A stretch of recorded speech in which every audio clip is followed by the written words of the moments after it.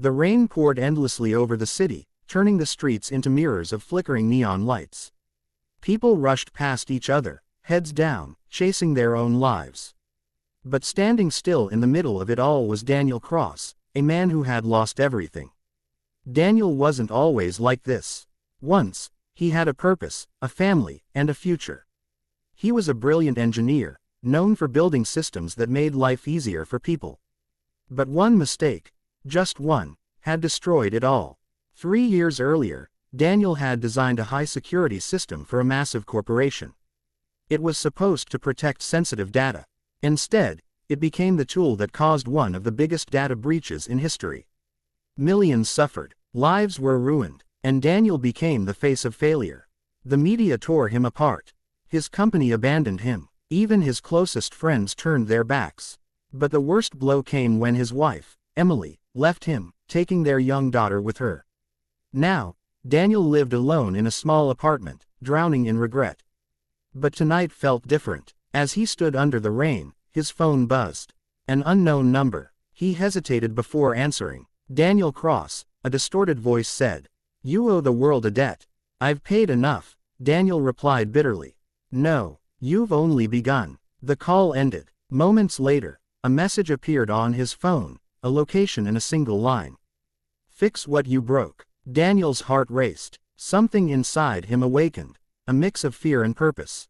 He couldn't ignore it, not this time. The location led him to an abandoned warehouse on the outskirts of the city. The place looked forgotten, but inside, it was alive with screens, wires, and humming machines. At the center stood a man in a black coat. "Welcome, Daniel," the man said. "Who are you?" Daniel asked. "Someone who knows the truth." The man introduced himself as Victor Hale, a former cybersecurity expert.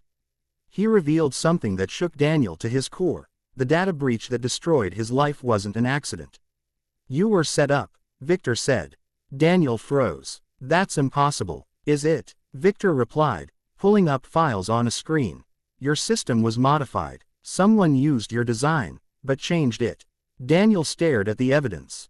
It was undeniable. "Who did this?" he whispered. Victor's expression hardened. "A powerful organization. One that operates in the shadows.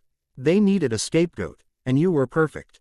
Daniel felt anger boiling inside him for the first time in years. "Why are you telling me this?" he asked. "Because you're the only one who can stop them."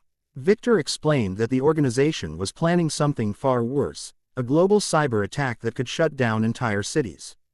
Power grids, hospitals, communication systems, everything. "And you think I can stop them?" Daniel asked. "I know you can," Victor said. "Because you built the foundation they're using." Daniel hesitated. The weight of responsibility crushed him. He had spent years hiding from his past. Now, he was being asked to face it. "What if I fail?" he said quietly. Victor looked him in the eyes. "Then millions will suffer, just like before." That was enough. Daniel took a deep breath. "Tell me what to do." Over the next few days, Daniel worked tirelessly. He analyzed code, traced signals, and uncovered layers of hidden systems. It was like stepping back into his old life, but this time, the stakes were real. As he worked, something inside him changed. The broken man began to fade. In his place, the brilliant engineer returned. But the deeper he dug, the more dangerous things became. One night, as Daniel was leaving the warehouse, he noticed a black car parked nearby. It hadn't been there before. His instincts kicked in. "Victor," he said into his earpiece.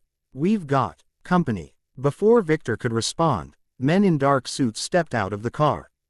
"Daniel Cross," one of them said. "You need to come with us." Daniel ran. The chase through the dark streets was intense. Daniel dodged through alleys, jumped over fences, and barely escaped. When he finally returned to the warehouse, Victor was gone. In his place was a message. "You're on your own now." Alone and hunted, Daniel had a choice: run or fight. This time, he chose to fight. Using everything he knew, Daniel continued the mission. He tracked the organization's main server, a hidden facility deep underground. Getting inside wouldn't be easy. But Daniel had a plan. The facility was heavily guarded, filled with advanced security systems. But Daniel knew how they worked, because he had designed them. Step by step, He bypassed the defenses. Finally, he reached the core. Rows of servers pulsed with energy, controlling systems across the world. At the center was the main terminal. Daniel began to work, but he wasn't alone. A voice echoed behind him. I was wondering when you'd show up.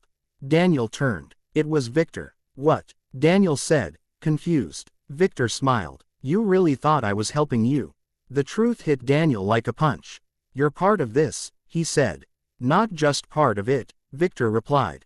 I started it. Daniel's mind raced. Why? He asked. Because the world needs to be reset, Victor said calmly. People rely too much on systems they don't understand. I'm just speeding up the process. You're going to destroy everything, Daniel said. Victor shrugged. Sometimes destruction is necessary. Daniel realized the truth. Victor had used him. From the beginning, it was all a plan to bring him here.